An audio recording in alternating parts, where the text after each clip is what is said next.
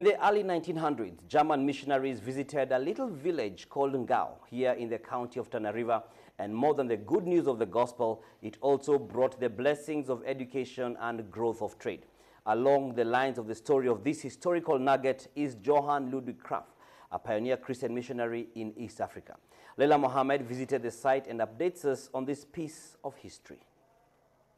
The loud sound of crickets announces that there is some form of life in this abandoned structure, one which in all its dilapidation holds great wealth of history.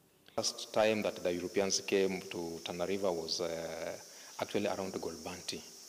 There was John and Anne Houghton, Reverend John Houghton and his wife Anne. They settled at Golbanti. They wanted to convert the Gala into Orma. The Methodist Church of Ngao stands here till to date. The death of the couple attracted more missionaries, including Ludwig Kraft, who sent emissaries from Rabai to help in completing the structure. The first church service was held in 1906. With the then congregation hopeful that these walls would outlive many generations. Started the church, the local church, and from there he convinced the Pokomos were actually living on the western side of the River Tana.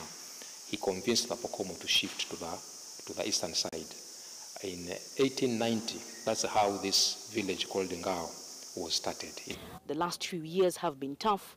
Even repairs to keep the structure usable fell short. It was condemned a decade ago, leaving the community to worship in this makeshift structure.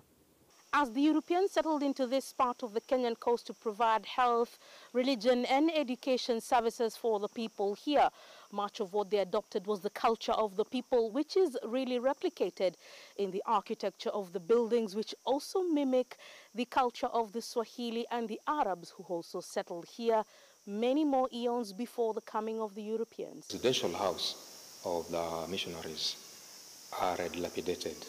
They are in a state of disrepair. As a community, we have approached National Museums of Kenya. They brought their staff. We sent the BQ to them for funding, but unfortunately it has not worked for us. This bell alerted the community to prayer, and each gong would relay a unique message to the specific event, a wedding, a funeral, or even a warning of lurking danger. The bell moved to a new location, and so did the entrance of the school. That period around the 1887s there, and they started the church. At the same time, they started the education sector. History tells us after the Second World War, between the British and the Germans were defeated, and as a rule, the British took over everything, including the church that was built. Just this church that stands in form of ruins right now. That school is now the Arap Moi Primary School, the first and lone institution here many decades after its construction. Students would study and also be housed here. The boarding section is still available to date. The community then came together to fund the construction of certain structures, a tradition that continues even now. Yeah, some of the buildings here backdate those very, very many years, 1887s there. For example, we have a very old DH here that has not got the chance to be renovated, and it's unfortunate that it's going down because we do not have the capacity to maintain it to its, back to its form. The birthplace of formal education in this part of Tana Delta has since grown to accommodate a girls' national secondary school that attracts students from across the country. In their time as residents here, the missionaries built accommodation far sophisticated for that time, a grand hostel-like facility that catered for living and medical care.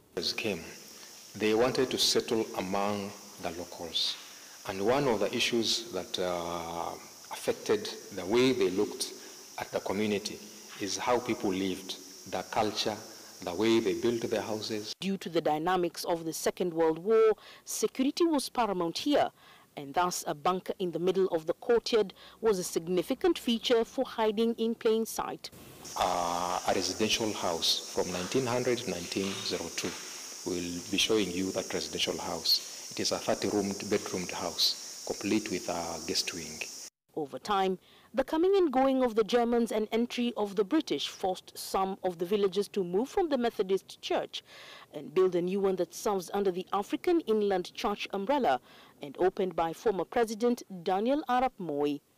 While the history here cannot be buried, part of it lies in these graves. One is of August Crafts lying beside his missionary brothers, and while they may have rested from the world, their legacy in what they believed to be preparation for the next lives on. Leila Mohammed, NTV, in Tana River County.